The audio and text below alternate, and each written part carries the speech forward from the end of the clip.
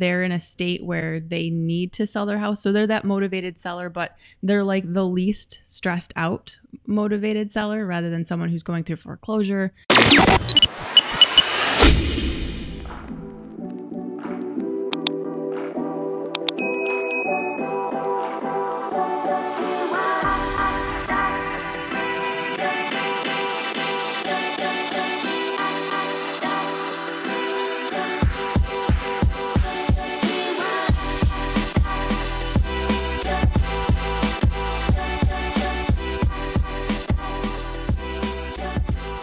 Welcome to the Michigan Real Estate Investor Network podcast, #the network. This is episode 3, brought to you by provenresource.com. Hi everybody, my name is Erika Weichel. I'm hosting the Michigan Real Estate Network Roundtable podcast this morning. And this morning we have a couple guests with us. So Paul Beets is back with us. He's going to kind of co-host this with me. We also have Nate and Blair, and we are going to go around and we're going to introduce all of ourselves, and we're going to start talking about our journey and what we're doing and our exciting and upcoming events. So you want to go first? Yeah, I guess I'm Nate Guinane. I'm a real estate investor. I do rentals and flips. That's me.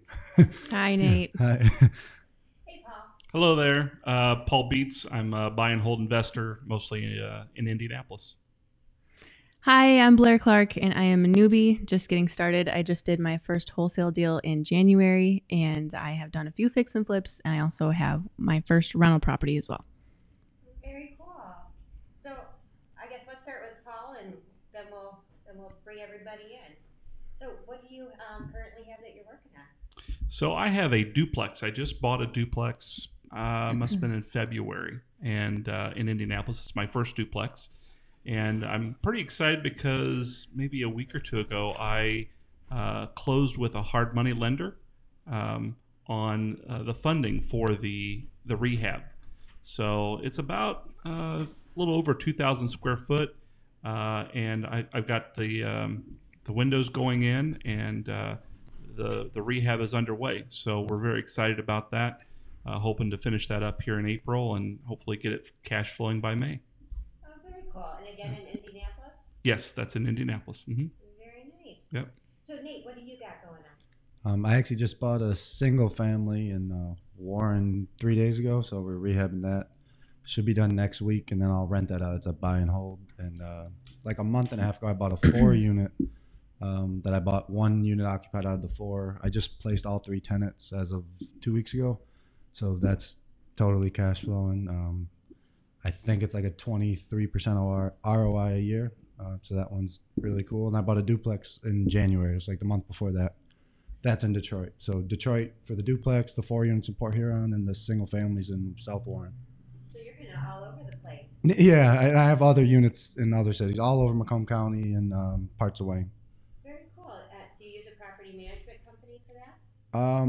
Kinda, yeah. Not the, I kind of manage them myself, but I do have someone who somewhat manages tenants for me, and I manage all the repairs, rehabs, but she places tenants and things like that. Is it your full-time job? Yes, it is. I'm a full-time investor. I have been for 4 or 5 years now. Very nice. Yeah. And Blair, what do you got? What are you looking at? Right now I have another wholesale deal on the line, but nothing in stone yet. So we will see how that goes. And then I'm also just trying to figure out what I'm going to do for the rest of the year. So I was having a conversation with Nate earlier about how I really enjoy wholesaling parts of it, but other parts I do not. And I really like the stability that I'm seeing from my rental property. So I am trying to put together a plan for actually getting a few more rentals under my belt, so that I can have this stable flowing income, but then also those really awesome payouts from the wholesaling as well. So trying to do both of those at the same time. So you were doing some fix and flip, so that's not in the picture?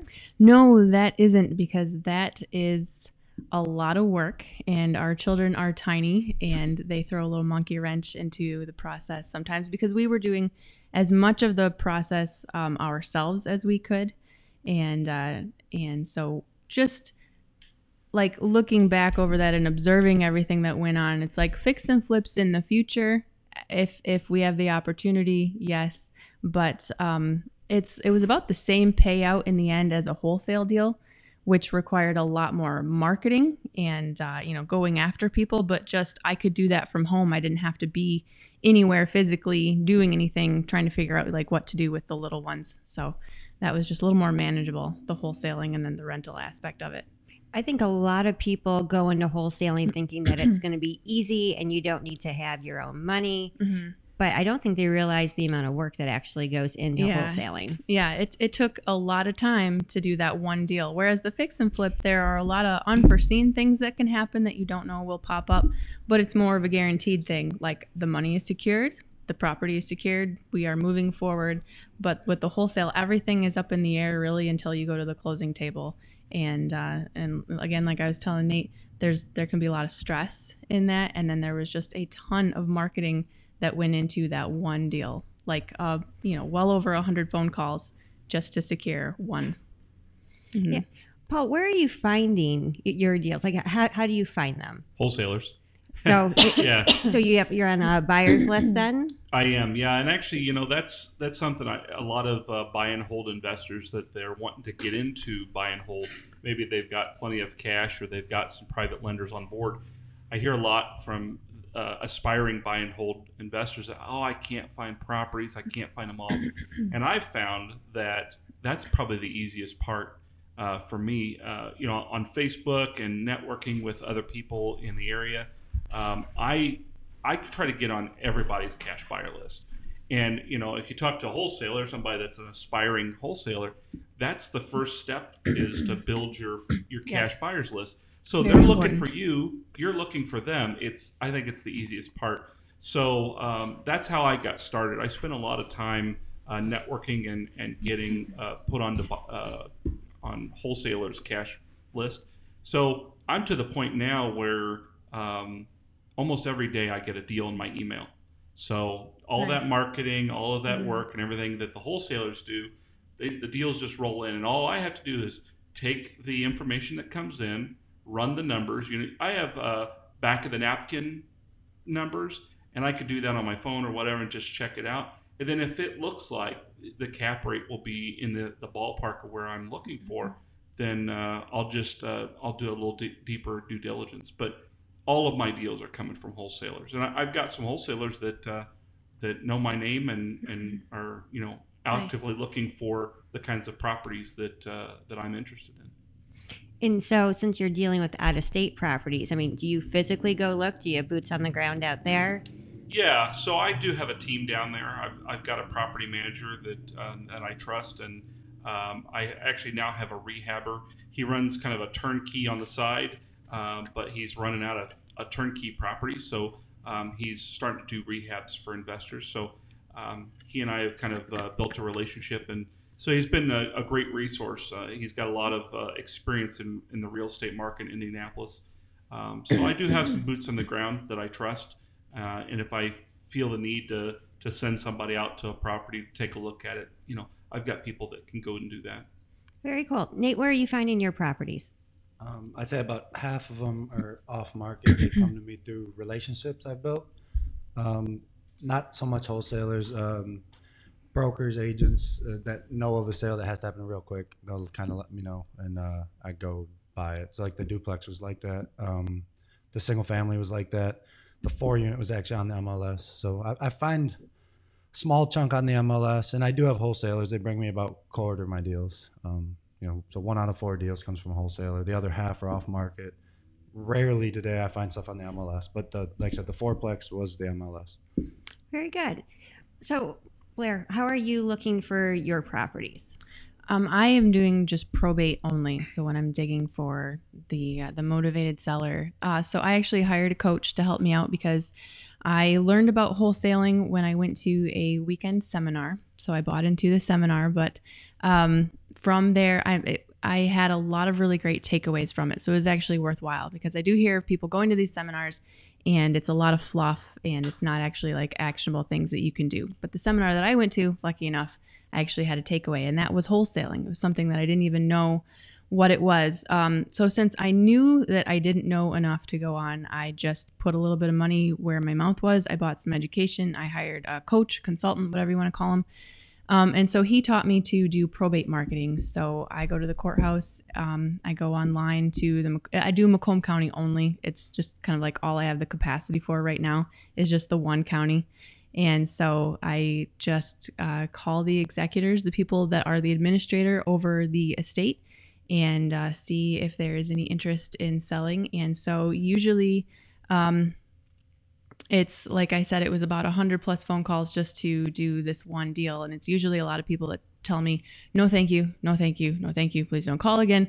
And then every now and then you actually get an interested person. And sometimes it takes you down a rabbit trail. But yeah, that's where I'm looking for right now, because I think that the probate executor, they're in a state where they need to sell their house. So they're that motivated seller, but they're like the least stressed out motivated seller, rather than someone who's going through foreclosure, or they're going through bankruptcy, or they're going through some sort of like messy, divorce or something like that. A lot of times the person that's in charge of the estate, they don't have any emotion really invested into it. So I think that they were like the least mean of the people to talk to. So, well, yeah. Sometimes, depending on like your list or how much you're marketing, you're almost viewed as like an ambulance chaser. Yeah.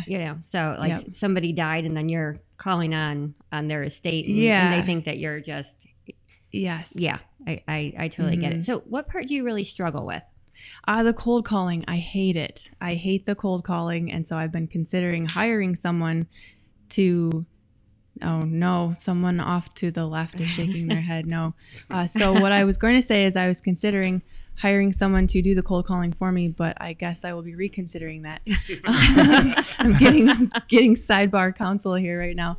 But no, I really dislike it. But that is something that my coach said is like, you have to do all of the facets of your business at first before you just decide that you're going to be like, this big time person and you're going to hire things out. You have to actually understand the ins and the outs, and you have to get good at the things that you do.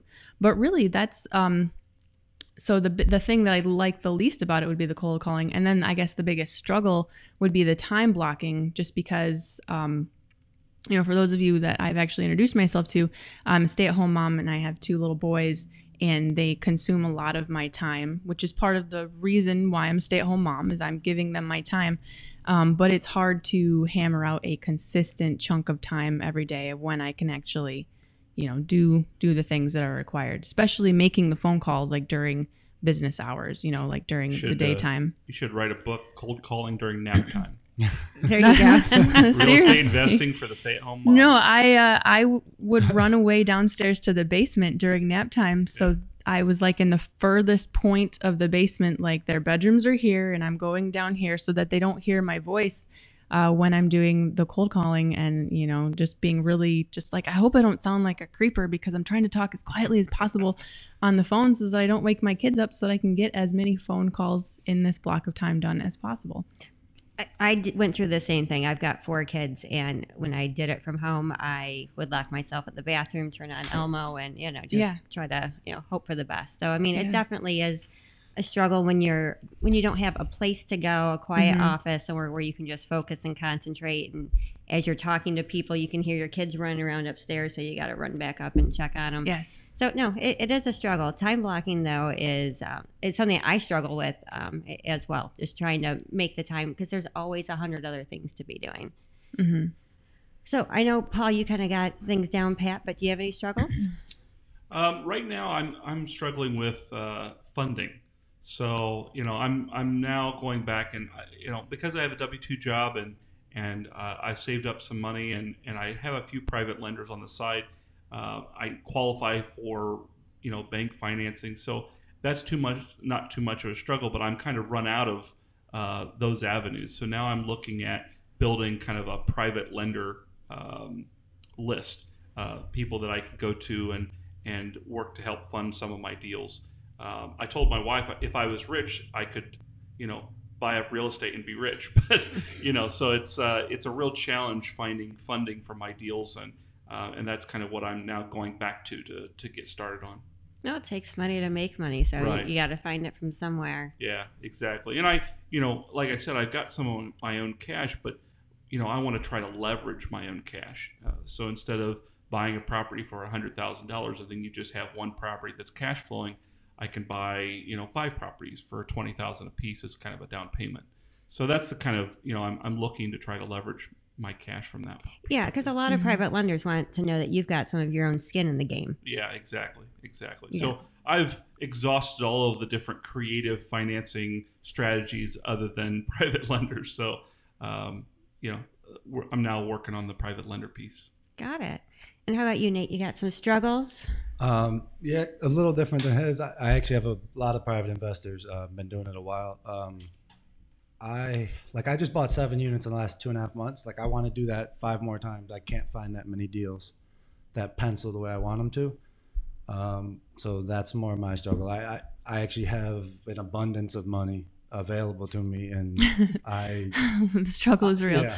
So, well, it is. Aw, poor Nate. Well, I've been doing it for, like I said, I was 19, so I've been doing it for 8 years. And when I started, my first property was $25,000 in St. Clair Shores. So today you can't touch that for $150,000. Yeah.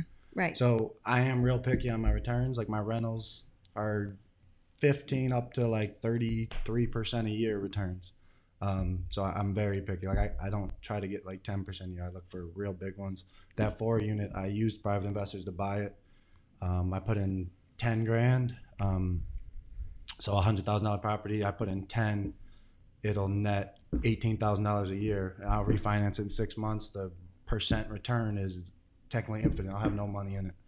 And it'll make 12 grand a year. And so we're kind of the opposite. A lot of the deals just don't pencil to how I need them to.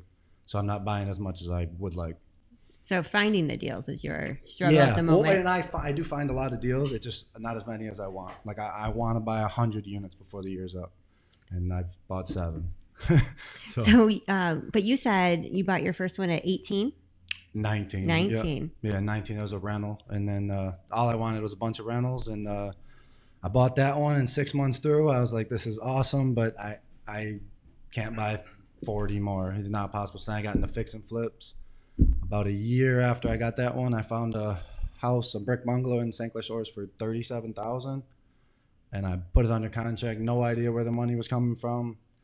I think 3 days before my money, I would have lost my EMD basically. I found someone to commit purchasing it for me, so I bought it, fixed it up. I think I made $12,000. Before I sold it, I found another rental for 25 grand, so I sold mine for 55 or something. Used that money that I made 25 off it after paying back my first investor. And then I bought that rental. I owned it outright. And then I bought 2 more flips, and then 3 flips, 4 flips, another rental. And like I said, now I have 19 rentals and no flips going right now. I sold my last one in January, I want to say, in St. Clair Shores. So how did you get into it? Because, that was really young to start investing. Yeah, well, I always wanted my own business, and I just made a list my first year in college, and I wanted something essential that would never go away.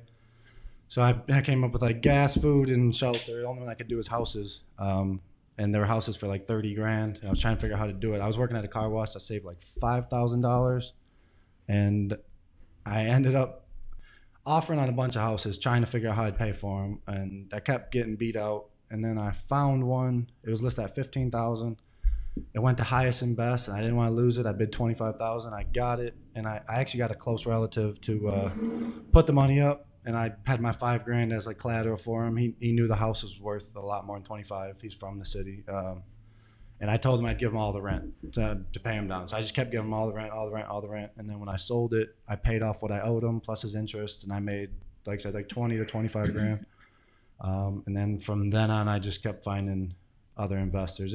A lot slower than that, but the momentum builds really fast. So that first property took me a year and a half to find it, and then after that, it just kept building. But to start, anyway, back to the beginning. Once I found out real estate, I read books probably for a year and a half. In the back of that car wash, I read half of them, and then I read the other half at home. And then I found some people that kind of knew real estate. Today, if I met them, I wouldn't think they do, but at the time they were helpful enough that I eventually found a property. So, but yeah, that's how I got started. So, are you from this St. Clair Shores I'm area? from St. Clair Shores. So that car wash is in St. Clair Shores actually. That worked out. But yeah, I'm from there. And then that was my first year of college. Second year of college, I was at Macomb College, and then after my second year, I got too busy. I stopped going after I finished that out. And then I worked at the car wash for 3 more years while I was flipping and had my rentals. And then I got busy enough around the age of 22 that I quit. I lived at my parents' this whole time, by the way. I moved out probably a year and a half ago. At my own house, actually, technically is a flip. I bought it for 10 or 12 grand in St. Clair Shores. It lit on fire, so I bought it super cheap, redid it. Took me a year because I was doing it on the side. Mm-hmm. It might be like $125,000, $130,000 house, but it's mine. So the same thing. I flipped my own house, so it, no, that's smart. And you own that outright, your own home. I own that outright. Yeah. So I was gonna say, we literally had the exact opposite story. His funding, I've never used bank funding ever. I've actually talked to him on the side at some events about refinancing through a bank, to get better interest rates and whatnot. But I've only ever used private investing or my own money after I started making some to buy everything. So I do think there's almost like an infinite amount of capital out there for anyone. Yeah, it just takes time, like anything. Yeah, so like I'm sure pretty quickly he'll build up his list of private investors. You just gotta go to do that. Yeah, it's amazing that you can find private money at a lot of these networking events that we've been doing. You just don't know who you're sitting next to. Yeah. I've been very surprised. There's been a few people where I had no idea that I was sitting next to somebody that's what he did for a living, and either, they had a lot of properties or, they would do some private lending, and you wouldn't know by looking at them. They blend in with the rest of us. So, it's always important to get out there and start meeting people. So how did you get some interest in real estate investing? It was an accident. It usually is, and then it sucks you in. I didn't mean it. No, so when I used to teach elementary school, and when I left, we needed to generate some income to supplement. And then also I wanted to stay at home. So we were just kind of playing some ideas around, throwing some ideas around. And we had sold our house, and we saw how much we had made. We had only lived in St. Clair Shores. We'd only lived in our home for 3 years. It was a fix and flip that we had not fixed or flipped ourselves, but we bought it from an investor that was a family friend. And so I don't know if he cut us a deal, but I know that the price was great that he gave it to us. And it was our first home, and it was newly remodeled. Just the typical 3-bedroom, 2-bath brick ranch in St. Clair Shores. And so when we decided to sell it just 3 years later, we saw how much equity we had in just a few years. It was also at a point in time where when we purchased in 2012, the market was still a little bit low. And when we sold in 2015, it had improved somewhat. So just from that amount that I saw that we could make on that transaction, it's like a light bulb went off, and that was the answer. And I had tried other things in the in-between to try to supplement my income from home, and like nothing was taking off. And it was all stupid stuff like mommy blogging and like fitness marketing from multi-level marketing companies and just ridiculous stuff. But I saw the amount of money in one transaction, and I just thought, I want more of that. Like, that's really cool. Let's see if we can do this. We don't know what we're doing. We both have education degrees, my husband and I. But we decided to buy a little house that had really good bones, but it was just ugly. Like, no one had ever loved it, and it had never been remodeled since the first time whomever decorated it in like 1960. And so we fixed it up. We did it mostly ourselves. We have a lot of contractor friends and family that we can lean on that will basically work for like pizza and beer. And like just we had to provide materials, and they were just free labor. And so we just utilized that, and we sold that, and we just wanted to do it again. And so then we got a rental property. And so that's just, and so I say that in like 30 seconds, but that was like 3 years. That took 3 years to figure out like, okay, like we did a couple of fix and flips, and that was, cool, but let's try getting a rental property and see how that works out. But I just knew that I wanted to use property for income. I just knew that. And like I was, telling Paul earlier before we started recording, like I fell into this, and how dialed in my goal was I literally was like, I want to use houses for money.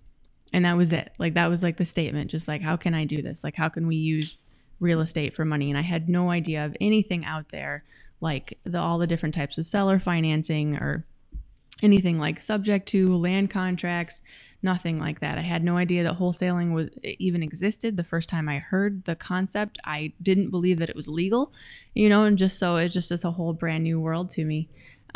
So yeah, I literally fell into it, and it was about a year ago that I actually identified that what I was even doing could be classified as real estate investing. And that's when we saw, and I think that Facebook reads our thoughts or at least our phones our phones are absolutely listening to you, because I had never researched anything about a real estate investing conference. And then lo and behold, a real estate investing conference conveniently located, like in Sterling Heights, was going on for free. We could go to this 1-hour conference for free, which is where they sold you the 3-day weekend, which, that we ended up purchasing. And it was the best thing ever. The best thing ever was to not scroll by that ad and to actually go and sit and like take the bait and bite the hook. And it sounded really stupid to our parents when we told them that that's what we were going to do. But I'm so glad that we didn't listen and we just went ahead with it, and without any really sort of structured plan. Seriously, like no plan, just like, we're going to do this. And people are like, I don't think that you should. We were like, well, we're going to. So we did it, and we're still figuring it out from there. But the whole amount of time now has been 4 years. So we're just really. And then the financing. So were you able to, did you have your own money to invest, or did you? No, we did bank financing. We had a mortgage. We've had a mortgage for the fix and flips, and then a mortgage for the rental property. And then, obviously the wholesaling was wholesaling, but that was different. But yeah, so I didn't really, hard money lending just sounded like this really big, scary thing. I understand that it's not now, but at the time it was just like, it was going through my mind, maybe trying to find a hard money lender, private funding of some kind, but I didn't even really know like the terminology, what it was even called. I don't even know how to Google it at the time. So I'm just like, well, let's just see if the bank will help us out. And they did. And so. Nice. Mm-hmm. Have you guys ever went to a conference or done education that wise, aside from reading the books and being kind of self-taught? I did. Yeah, I went to one. After I bought my rental, I already bought a house. It was helpful. The best thing about it really is just that you have a room full of 100 guys that all want to do the same thing. Mm-hmm. That's like to me, it was the biggest takeaway from the one I went to. But you can get the same thing at certain RIAs, because my experience is, like I said, my biggest thing was just having other people. So like you had a list when I left. I had a list of 30 people that I knew, like, this guy maybe has money, this guy. So you can like call them, and if you need something, what everyone's looking for. That was, to me, was the best part about it. Yeah, I've not had any formal or seminars or training like that. I paid for some education related to that, but it wasn't specific for real estate. Got it. So let's talk about newbies. So it seems like I meet a lot of them, and they're very gung-ho and they're ready to go, but they just can't make that leap. And whether it's finances or they're scared or family is telling them not to do it. So what would your advice be for somebody new that's trying to get in there, maybe isn't getting the support from their family, or they just don't feel they're educated enough, or they're just having a really hard time letting go of the money to invest and hope it works out and that they don't lose it? Yeah. Go ahead. So I like, for me at least, before I picked real estate, I read a book. It was a Tony Robbins book. I think it's called Unlimited Power. I read a couple, but a bunch of mindset books. And disregarding real estate, I think if you start anything, you just gotta pick what you're going to do and put a bunch of goals down. So that's what I had goals all over my walls. Read them every single day, and mine was real estate, obviously. But so every day I had to look at that, and my goal was, make $300,000 the next 2 years. Buy real estate. So every single day I took a whole bunch of action to do that. And even 8 months after, I still didn't find a deal. I just kept going because that's all I wanted to do. So my whole goal was just to do that. So just set goals, pursue them, and ignore everybody else. I had people tell me you couldn't do it either, but I'd have like a plumber, tell me you can't do that. Well, he's a plumber, so yeah, he can't do that. But that'd be like me telling him he couldn't be a plumber. It's right. the same, same thing. So just read a lot of books and just stay real focused and just realize everybody that does it, no one's really a genius. There's a whole bunch of dumb people, smart people that do real well.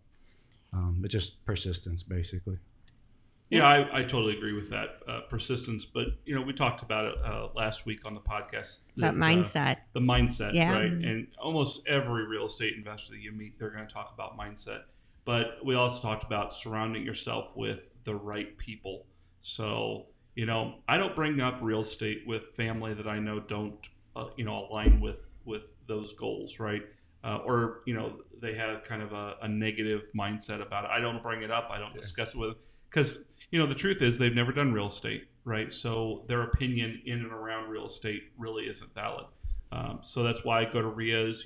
I spend Saturdays on podcasts with you guys because I want to surround myself with people that are like-minded, that are doing it, that are successful doing it, and I can learn a lot from them.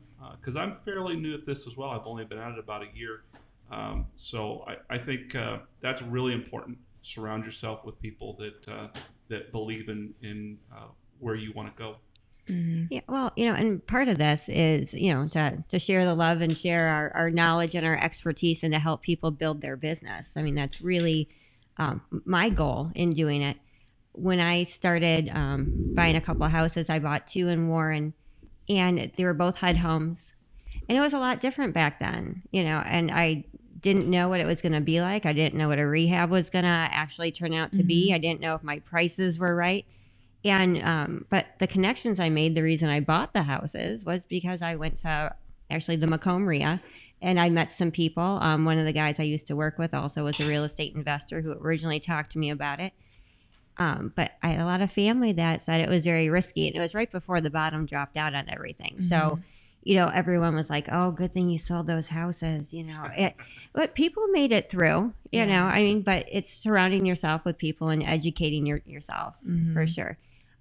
Favorite book? Were you a book reader, it sounded like? Yeah, it's very much so.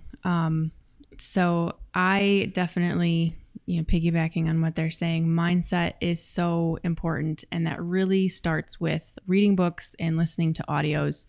And reading the book, the actual tactile book. So disclosure, I am a reading teacher, so I am about to, yeah, I'm definitely a pro reading. But actually reading the tactile book is very important. But then also just whenever you're doing stuff around the house, turn off the stupid music and listen to an audio. And if you've got reality TV on, that's awesome, but turn that off too, because that's dumb. And just start streaming something that's actually going to educate you or empower you. And so I'm actually to the point where I don't actually watch any television. Zero. There are 0 TV shows that I watch, including HGTV. People think that I'm just really into HGTV, and I'm just like, no, I actually don't watch it because it's a little different. It's a little bit different. Yeah, exactly. We are not Chip and Joanna Gaines out here. People are just like, oh, you guys, because I do a lot of stuff with my husband, and they're like, you guys are just like Chip and Joanna Gaines. It's like, nope, we are not. But just the best book that I have read was probably the first book that I read. And I think it's significant because it's the first book that, and when I mean the first book that I read, I mean personal development, mindset building, entrepreneur lifestyle type genre, was The 4-Hour Work Week by Timothy Ferriss.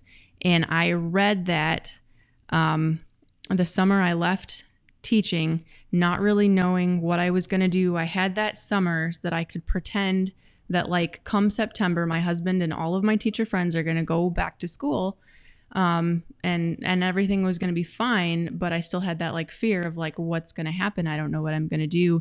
And it was in July, I'm just sitting outside in my yard reading this book, and I'm just oh my gosh, my eyes were open. I didn't even know people thought this way. I didn't even know that this was a thing that you could do, because the culture, the way that I was brought up is just you go to school and then you get an education and then you get a career and then you work that career until you either retire or you die. And so I just didn't really realize that there was even this thing out there called the entrepreneurial mindset. And I had heard of entrepreneurs, but I didn't even really know what that was. You know, like I had some friends who were majoring in entrepreneurship. Well, what's that? I don't know. They couldn't even really define it. So that was really, really significant for me. But then the most recent book that I have read that I think has directly impacted my perspective of what I want to do from here. So having done a few things, a few fix and flips, one rental, one wholesale, figuring out where am I going to go from here was The Pumpkin Plan by Mike Michalowicz. And then I read that, and then I read his other book after that called Profit First. And I'm glad that I read them in that order. So if anyone is thinking about reading some Mike Michalowicz books, I've not read his others, but if you want to read The Pumpkin Plan and Profit First, I think you should read, it's my opinion, The Pumpkin Plan first and then Profit First.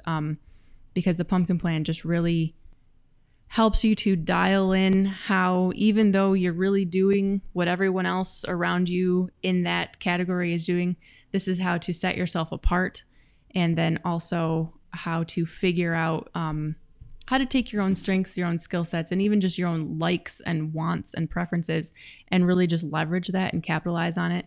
And then Profit First, because I have an ed degree and I really don't know anything like business or finances or anything like that, that just really helped give me a direction of like, so you have money coming in, this is how to allocate it, and this is how to do it, and this is how to make sure that you actually at the end of the day have money for yourself.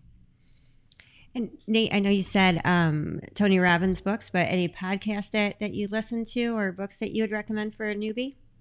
Yeah, like I've read a bunch of books, and it kind of just depends where you're at. If you didn't know anything about being an entrepreneur or a real estate investor, you definitely should check out books like the Tony Robbins or mindset ones so you can get in that mindset. But for real estate books, the first book I read about landlording, my mom got me as a joke. It was Landlording for Dummies. And Nice. Okay. It was actually really good, though. The guy that wrote it, I think he owned like 1,000 units.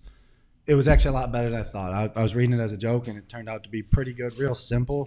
Simple enough that after you read it, you're like, well, this is stupid. I can do this.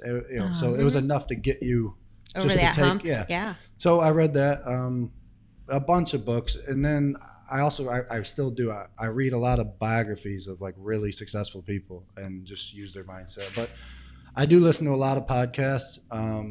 The Bigger Pockets has a really good podcast. There's a bunch. I listen to Bigger Podcasts. I'm actually real into trying to get an apartment, so now I'm transitioning to that. So I listen to, there's one called Old Capital. There's one called, the Best Ever Show. That's Joe Fairless. I listen to that. I listen to this his name's Corey Peterson. Not sure on the name of his podcast, but I listen to that all the time. And then I also listen to some other ones. One just about the stock market, just to get an overall view. But he's holding up a sign, "Can I dunk?" And I'm guessing no, I cannot. But yeah, so I listen to a lot of podcasts, and I actually have Audible on my phone, and I listen to books on audio, because you can listen like 2 books a week basically. So yeah, And that's really what I found I have to do, because I'm at work all the time. I can't, and when I go to bed, I'm exhausted, so I'm not staying up and reading. So it's the audio. I read far fewer books now that I have little ones, and so the audiobooks are definitely a godsend. Like it takes me forever now to get through an actual book. No, but, I hear you. Mm-hmm. It's tough. Paul, you got some podcasts or books that you would recommend? So, yeah, I'm a big fan of podcasts. I listen to those to and from work. I've got about a 35-minute drive. Bigger Pockets is kind of my go-to. I love that podcast. I listen to that regularly. But the one that he didn't mention is Clayton Morris. I'm not a big fan of some of his business dealings, but his podcast is pretty interesting. And that was actually the first podcast that I got started with. So he has a lot of really good nuggets of wisdom in there, aside from his turnkey business. But I also listen to, there's a real estate news podcast. I think that's kind of interesting. I'm kind of a news junkie. So I listen to those. Unfortunately, I'm not really a book person. I'm keeping a list. Everybody says, oh, you should read this book. I need to add that into my audio listening. Not really. I haven't been a book person up to this point. Got it. Yeah, I can tell you my biggest struggle, and although I'm not actively investing on a regular basis, but it is truly finding the time, and also just trying to get stuff done. I mean, it's when you run a business and then you also have a home life and you have a million different goals. I mean, it's really tough to figure out and create balance. Yeah. So for me, I've been reading Presence Over Perfect, and it's more about working on your business, not necessarily in your business, and trying to figure out, as I'm a control freak, how to let go of everything. So it is what it is. So with Blair, do you guys have any advice for her? Please. You could go first. It just sounded like you had a lot of different things going on, and just what I found is that find one that that kind of speaks to you, that it meets your goals, and focus on that. Yeah. Right. Trying to do fix and flips and rentals and it just I think it's very difficult to get good at any one of them. So, oh yeah, absolutely. And I don't have the capacity. Yeah, for that whole portfolio right now. Yeah, anyway, exactly. Yeah. Find something that speaks to you that you think works well for your goals, and stick with it. Because I'd love to do wholesaling, but I don't have the time, and so maybe once I quit my W-2, I might be able to get into other things, but I try to focus on just one thing. Yeah. So that was good advice. And then what I always do is like back out, look at what you want. So I don't know, make it up. Say you want $1 million, to easy goal, like to write down. So you write down, and then you say, what will get me to that the best? And you got to look at the lifestyle you want. So like I always write down my lifestyle, how I want my day to day to be. And some people want to wholesale. They have a totally different lifestyle than a buy and hold investor, totally different than a fix and flipper. And then you pick one, and then just totally focus on it. Down the road, I do both, but I do both because instead of a W-2, I fix and flip to get my rentals. So I was forced to do both, and whenever I came across a good deal to buy and hold, I would buy it and hold it. But yeah, it's really hard to be a wholesaler and a buy and hold and a fix and flipper. And if you're going to be a realtor or a whatever, some people try to do like 10 things at once, and they're not good at any of them. So I just get really good at one thing and do it. So you had good advice. Yeah. So as founding members, what can people reach out to you for, and what are you looking for that maybe somebody can help you with? Gotcha. Okay. So I could be the encouragement guru. I'm really good at that. No, I right now am really just trying to figure out like what it capacity. So that's like my word, I guess.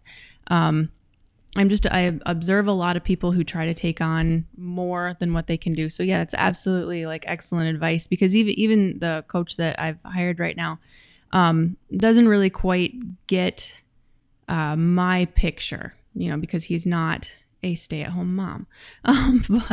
But so the capacity has been a really big thing for me. So I've just really been trying to figure out like, how can I do this and also not damage my relationships and keep my sanity, and then do all of the, so I'm involved in a lot of outreach that doesn't even have anything to do with real estate, like outside of that as well. So trying to relate that to your question is like, I am trying to figure out like how to do real estate investing, yet also be a whole person and like keep my sanity. And so I will be posting into the group a lot of things that are like based on mindset, and then also just trying to figure this out, and then also just being like relaxed, like just relax and it's okay. Like yesterday I posted in the group that I had established a goal, like someone had done like, let's accountability, let's list our goals for this week and let's get them done. And I had posted my goal and I was determined to reach it, and I didn't. And just the awareness that like, that's okay. So for me, because I am so new, I could give any real estate investing advice that I could give to my best ability. But right now, I think it would just be more like camaraderie for the other newbies of like, we need to stick together. We need to encourage each other. We need to uplift each other. And that's really important too. Networking and posting your whatever you have for sale and then posting whatever it is that you are trying to purchase. That's really important too. Building like the business relationship, but then also just building like a network of people. Just like, my family doesn't really understand what I'm going through, and neither do my friends because they're in a completely different sector. You do actually need like a core group of people that you can just talk to, that you can just be real with. So if anybody ever wants to reach out and just like, vomit their frustration or vent, or just, they need a listening ear, at this point, I think that's what I could best bring to the table. Sometimes a cheerleader is needed. Yeah. Especially with us girls. We'll have to stick together on that. That's right. And Paul? So you can catch me on Facebook. I'm in a number of different groups. I try to contribute. My goal is just, constructive contributions, especially for the newbies coming in, encouragement, trying to provide, information. There's so many gurus and people out there trying to profit on, information that should be free. So I want to be one of those people that's providing constructive feedback and helping people to be successful in their own ambitions. Got it. Yeah. Like I said, I have rental experience, so if anyone has questions on that, I can help out. Fix and flips, analyzing deals, anything like that. I think I'm pretty good at it, so I'd be willing to help there. Something I'm looking to get out of the group, like I said, as it progresses, I am trying to switch to apartments, and I'm a total newbie at that. Never had one. I own a 6-unit building. I don't count that. I'm talking about like 50-unit buildings, what I'm trying to get into. So I'm a newbie at that. If anyone's experienced, I'd love to talk to you, but otherwise, like I said, I can help in most any aspect, residential, not really wholesaling. I don't do that. I'm more network based is how I get my deals. I talk to other people who bring me their deals. But I can, like I said, fix and flips, analyze deals, buy and holds, ROIs, raising money. I think I'm good at raising money. Any questions like that, mindset books, anything, feel free to help out. Very good. And, for me, I talk to a lot of real estate investors on a daily basis. They're always calling into the title company. They're trying to put together their power team.